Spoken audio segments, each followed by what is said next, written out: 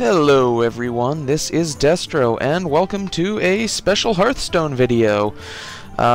This is, of course, Blizzard's new collectible card game. I've been doing a few videos of this, and I've decided to make this video to stick at the beginning of the playlist to basically explain how the game works and what the various parts of it are.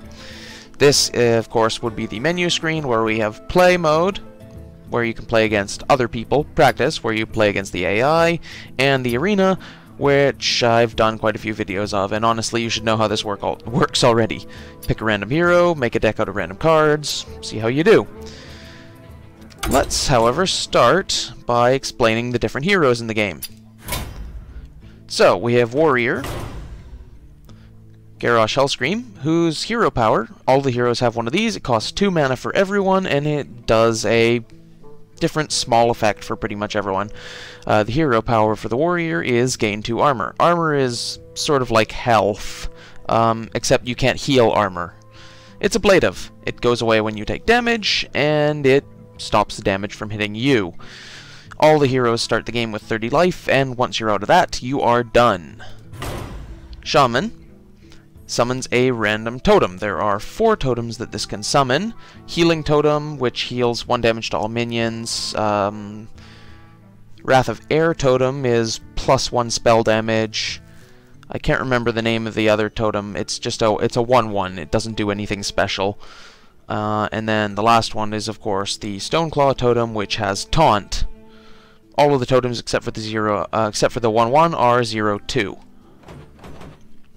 Rogue has equip a 1/2 dagger. That is a weapon that this power equips, and I will talk about weapons a little bit later once I get to actually talking about the different card types. In any case, Rogue is the only class that can always have a weapon available. The hero power did actually get nerfed. It used to add +1 damage to an existing weapon as well if you already had one, but they took that out. Next up we have Paladin. Uther Lightbringer. Summon a 1/1 Silverhand Recruit. This is just a minion.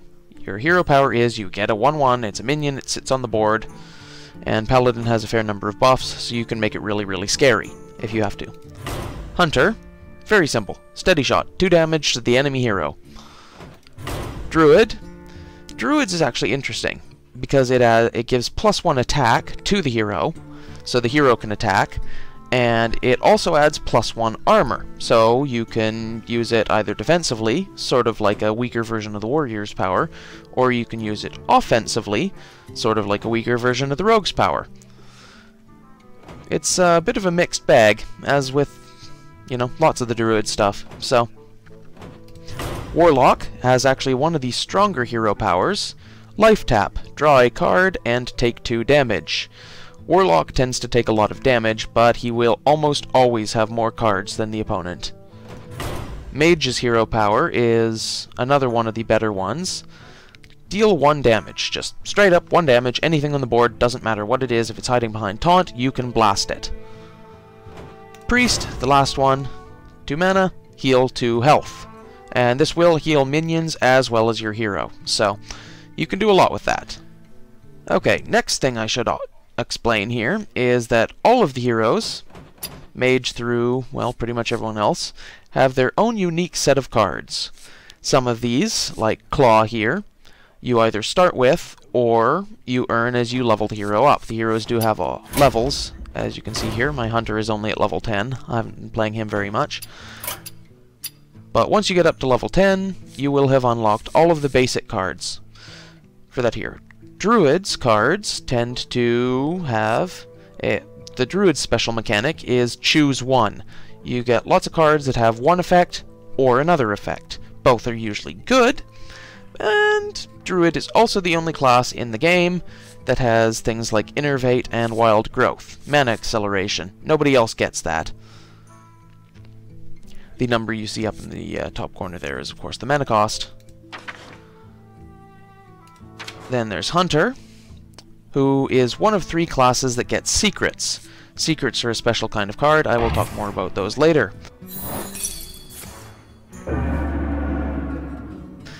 Suffice it to say, Hunter has, I think, 4 of them. They all cost 2 mana for him.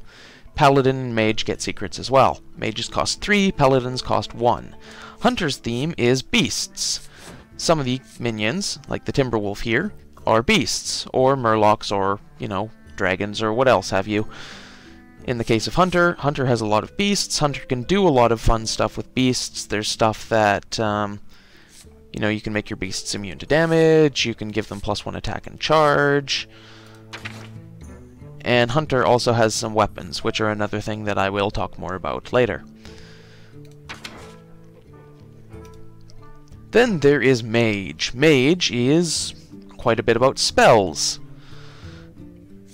Mage has lots and lots of control, lots of direct damage, all that kind of fun stuff, and minions that buff those, as well as secrets, as I already mentioned.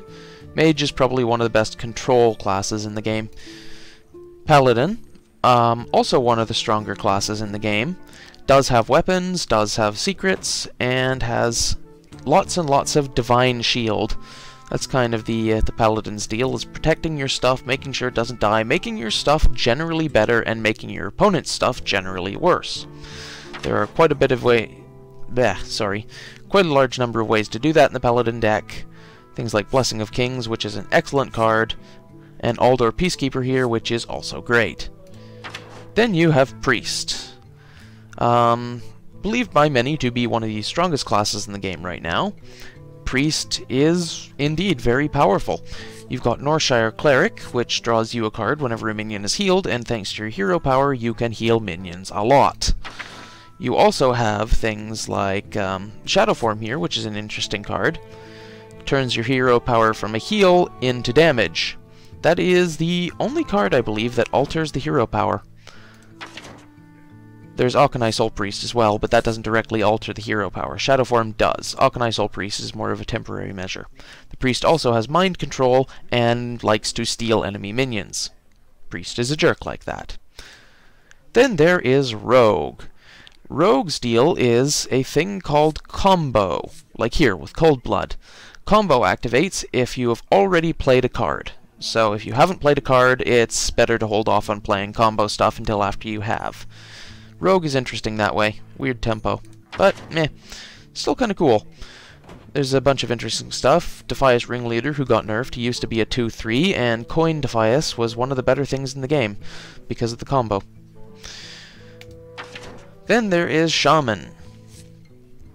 Shaman, as you might imagine, has a fair bit of control as well, and also stuff that buffs totems. And he has a couple weapons, but the Shaman's main mechanic is a thing called Overload, which is sort of a delayed payment option. You play something this turn, and it costs you mana next turn as well. There's a bunch of stuff that does it. It messes up the Shaman's tempo a bit, but yeah, you know what? You get some really powerful effects now instead of later. So it's kind of cool. I like Shaman. Last we have Warlock, whose deal is demons. The Warlock likes to summon demons, he likes to blow demons up, he likes to also discard cards. A lot of the stuff he has discards things, because he can, well, draw stuff as much as he wants. One of the more interesting plays Warlock can do, of course, is Power Overwhelming, followed by, where is he? Void Terror. There he is. Since that will, Power Overwhelming will, of course, kill the minion that you play it on, but not if a Void Terror eats it first. Kind of fun. Warlock's also got some stuff that buffs demons, and quite a lot of the demons have negative battle cries, which are another thing that I shall have to talk about. Then, last, for the classes at least, there is Warrior. Warrior has a lot of effects that give, well, give him armor, for one thing. Do stuff if you have armor. He also has, I think, the most weapons of any class. He's got Fiery Warhax, Arcanite Reaper, and Gore Howl, and maybe one more. I think there's only 3, actually, but yeah, 3 weapons is more than a lot of the classes get, and he's pretty good. Warrior's other main thing is Charge, Warsong Commander. Your other minions have charge. This completely changes the tempo of the game. Because normally, when you play a minion, it can't attack until your next turn. Charge means it can attack right away. That's one of the special abilities that creatures can have that are sort of keyworded abilities.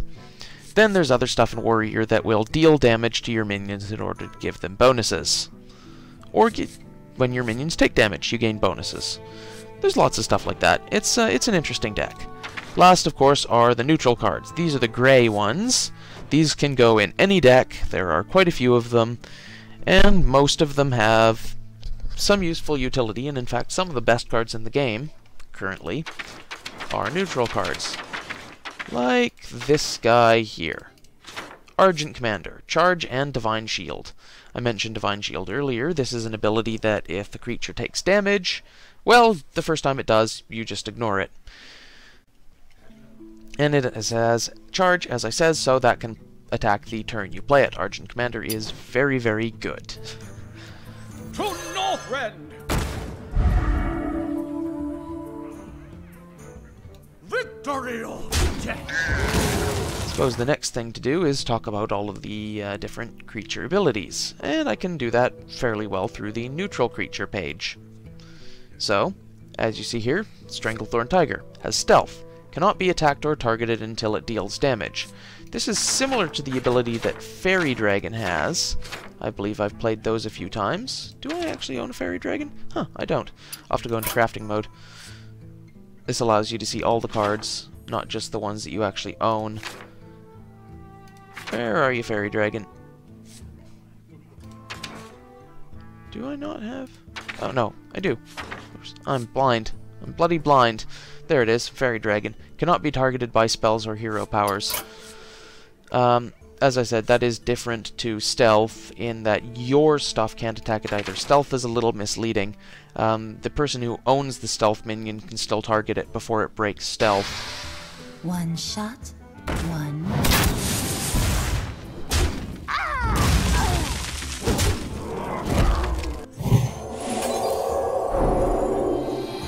First kill.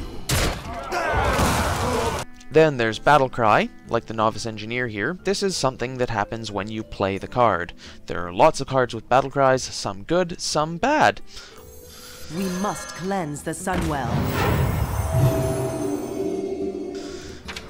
Then we have Spell Damage +1, fairly self-explanatory. If you play a spell and it deals damage, you get one more of it.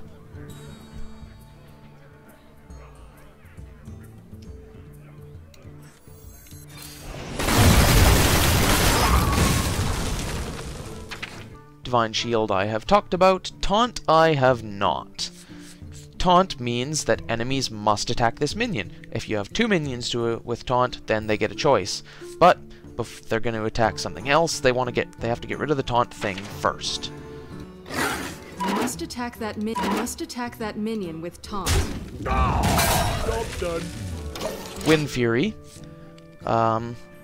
Raging Worgen is actually a good way to demonstrate two things. In Rage, well damaged, the minion gets a bonus. Which is very powerful with Warrior, actually, because you can usually damage your own minions. Mage as well, since Mage can too.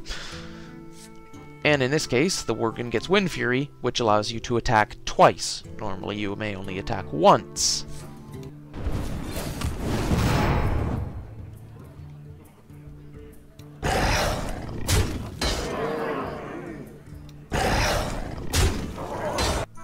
Alright, so another thing I have to explain is, of course, the different rarities. This is not the most important thing, and it's easy to tell visually, because the cards have this little jewel thing here. White is common, blue is rare, purple is epic, and orange is legendary. The legendaries are all named characters, they are all kind of special, and they get that little dragon thing around their border. There's also gold cards, like Gelbin Mekatork here, which are in no way better than the regular version of the card. They just look shinier and they get a special animation. Next, I shall talk about the three different kinds of cards. One thing to note is that all of the neutral cards are minions. Minions have an attack score and a health score. Health goes down when they take damage, and on minions never goes up unless you heal them. Same for your hero, really. Once health reaches 0, the minion, of course, dies. And their attack value is obviously how much damage they do. Very similar to Magic the Gathering, if any of you have played that. Mana cost exists in this little corner up here, as I said earlier. Then there are spells. Spells are one-shot deals. They don't have an attack, they don't have a health, they don't stick around after you play them. You get them once, and then they are gone. The last type of card is weapons.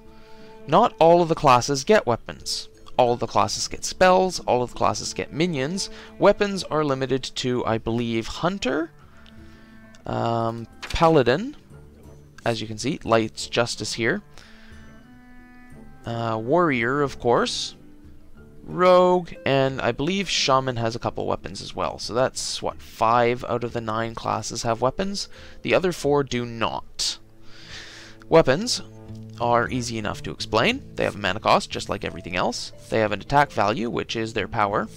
And they have, in this corner, the number of uses, which is the number of times you get to swing the weapon before the weapon blows up, is destroyed, and can't be used anymore. Weapons are sort of like spells, except they're not one-shot. They will stick around for a little while. One thing I forgot to mention earlier is Death Rattle, like this Loot Hoarder here. This does something when the card dies, and in this case, it is draw a card. Another mechanic I have not actually mentioned yet is daily quests. These pop up at a rate of 1 per day, and when they are finished, you get the amount of gold shown on the quest card. That's really about all there is to them. Good way to get some extra gold if you're a little bit short, and, you know, need some extra to do an arena run or buy a pack or something like that. Okay, so now that I've explained all of the cards, I'm going to play a quick game against the AI just to show off a little bit of how everything works. I'm going to be using a basic deck so that I don't have to worry about dealing with anything fancy, and I'm going to be playing against a basic deck for the AI. I think that I will pick Mage here because, you know, I like Mage. You cannot gain experience past level 10 by playing against the AI, but that is absolutely fine. This is just for a demonstration. So let's play our basic Mage against... you know what? Let's do basic Priest. I feel like stomping on a Priest. Jaina versus Anduin. The light shall bring victory. You asked Okay, for it. so this thing here is the coin. The coin is flipped at the beginning of the game to decide who goes first. In this case, I win, and I get to go first. When you start the game, you can mulligan by removing or keeping some or all of your cards. I'm going to get rid of the Nightbait here because the mana cost is way too high. I'm going to keep the Arcane Explosion, though. I get another Arcane Explosion. Okay. So, when you do not go first, and you go second, you get the coin in your hand, which is a 0-cost spell that gives you +1 mana one time only. Because otherwise you would be slightly behind in mana cost. Mana.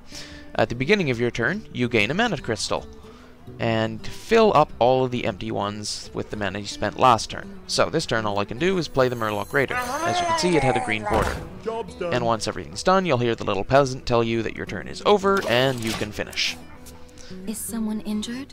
Okay, so the priest has played a North Shore Cleric. That's terribly annoying. However, we don't have anything better to do this turn, so let's deal 2 damage to that. It kills our Murloc, unfortunately, and then we will use our hero power to finish it off because we don't want him gaining any cards. Is someone injured? As you can see, the hero power is usable only once per turn. Once you've used it, it flips over, and that's no good. Right, we have a raid leader. North Shore Cleric has only 1 power, so it won't kill our raid leader. And we have nothing else to play.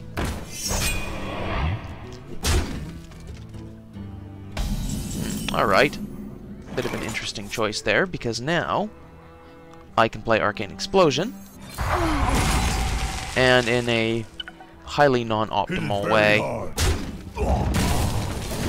we will kill off that taunt minion.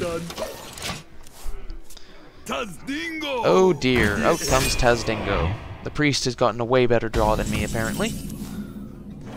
Ah, we have a Wolf Rider. I can demonstrate charge once I have something to charge into that won't immediately kill me.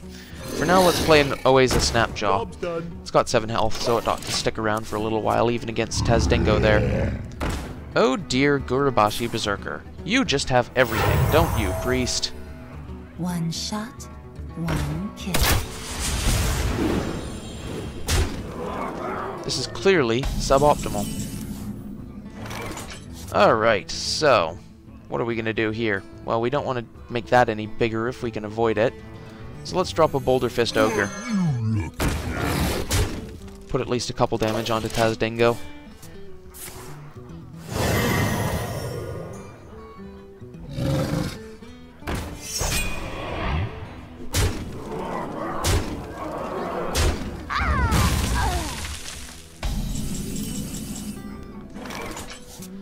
Alright, let's drop a Novice Engineer. I hope you like my invention. Get some card draw going here. Actually, I should have done that differently. I can still do it, though. I can still do it. It's fine. Alright, so we will drop our Wolf Rider, charge that right into the ape there, drop an Arcane Explosion to kill off most of the stuff, and trade out the Ogre. There. We are now in a bit of a better spot, because we have the same number of cards in hand as our priest, but we have a minion on the board. We have less health, of course. But, you know... What you want? That's okay. That is okay. That is not okay. As you can see, priests have just about everything they could possibly need. Fortunately, I think in this case I will play the Nightblade, because that means I can drop the Arcane Intellect as well. Job's done. And we get a Wolf Rider and one of our spells, Polymorph. Huzzah! Gurubashi Berserker. Well, because you can in fact only have... Thought he was going to heal my minion for a second there. That would have been very silly of him. Anyways, as I was saying, because you can only have 2 copies of any one card in your 30-card deck, I know that's his only other Gurubashi Berserker. So, This one's mine. we're going to kill that, maintain our card advantage, because he used a spell on that, and I only used one thing to kill it. And he also actually did 2 damage to that minion. So that is three things to kill my minion, and only one of mine to kill his. Then, we will fireball that, and because he doesn't have anything on the field, we'll drop the Wolf Rider and run it straight into his face. Ah, Chillwind Yeti comes out. Chillwind Yeti is a very good card indeed. It has 5 health, so it usually trades well. But not in this case, as we shall see. Handle it! Raid Leader will give my Wolf Rider +1 attack. My steel! I will finish off the Yeti with Fire Blast, and I'll drop the Nightblade. Job's done. The priest is now in very serious trouble. One kill. Because I have more minions than him on the field, I have more cards than him in hand, and I don't even have to lose anything to deal with that Elven Archer. Very hard. This one's mine. And in fact, I could drop that Bloodfen Raptor as well, and I believe I shall. Job's done. Normally, this is around the time that you'd have to start worrying about mind control from Priest, but I don't think there are any in the Priest basic deck. Fireball. Alright, can we kill our Priest this turn? This Well, one's mine. Let's throw everything at him that we're definitely not throwing at the Yeti. And we can indeed kill him this turn. So, let's do that. Fireball for the win. The AI is summarily defeated. Clearly I am the Grandmaster Champion of all things in this game. And it totally lied because I did get a very tiny amount of experience despite being over level 10. That may be a bug. This game is still in closed beta, so of course not everyone can play it, and I hope that this has been informative. Until next time, this is Destro, signing off.